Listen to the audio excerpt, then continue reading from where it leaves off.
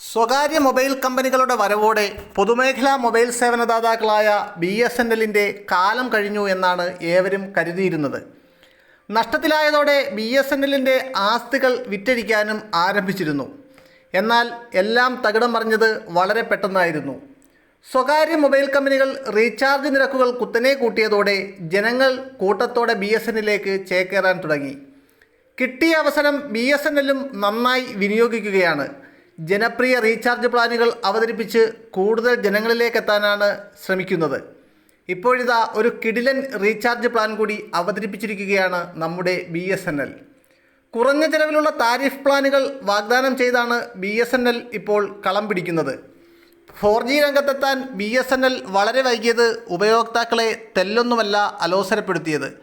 പലരും BSNL ഉപേക്ഷിച്ച് സ്വകാര്യ സിമ്മുകളിലേക്ക് ചേക്കേറിയിരുന്നു.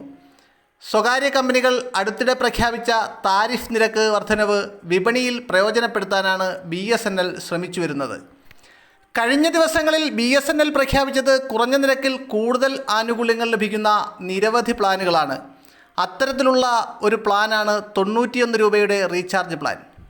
60 ദിവസത്തെ വാലിഡിറ്റിയാണ് ഈ പ്ലാനിൽ കമ്പനി വാഗ്ദാനം ചെയ്യുന്നത്. സിം കാർഡുകൾ കൂടുതൽ കാലത്തേക്ക് സജീവമാക്കി നിലനിർത്താൻ ഏറെ ഉപകാരപ്രദമാണ് ഈ പ്ലാൻ. സ്വകാര്യ കമ്പനികളുടെ നെറ്റ്വർക്കിൽ സിം നിലനിർത്താൻ 249 രൂപയെങ്കിലും പ്രതിമാസം ചെലവാക്കണം.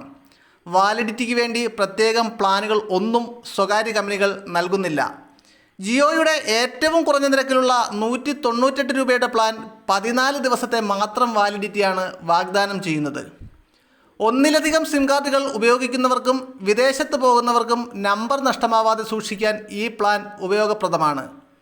എന്നാൽ മറ്റ് അൺലിമിറ്റഡ് പ്ലാനുകളെ പോലെയല്ല, വാലിഡിറ്റി അല്ലാതെ മറ്റൊന്നും ഇതിൽ സൗജന്യമായി ലഭിക്കില്ല.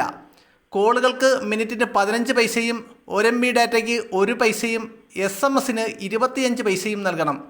ബാലൻസ് തീർന്നാൽ വാലിഡിറ്റി കാലാവധിക്കുള്ളിൽ ടോപ്പപ്പ് റീചാർജുകൾ ചെയ്യേണ്ടി വരും